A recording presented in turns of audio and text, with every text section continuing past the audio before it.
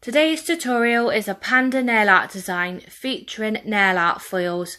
I used nail art foils as a lot of people struggle with this technique and I wanted to share my way.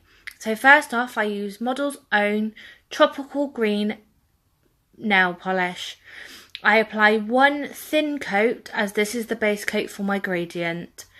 So with the same Model's Own polish and the China Glaze, I'm with Lifeguard and OPI's Christmas Gone Plaid.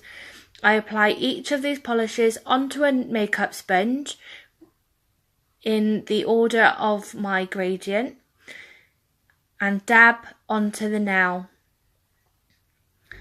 I repeat this process again, giving myself a good coverage of my gradient.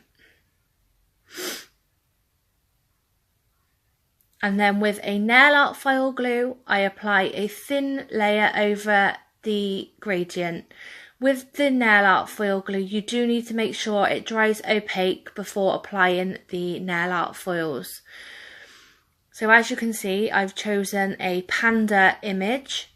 You need to make sure that you have the correct side of the foil when applying to the nail, otherwise it won't transfer. So you need to rub the image onto the nail and make sure that it all peels off of the backing paper.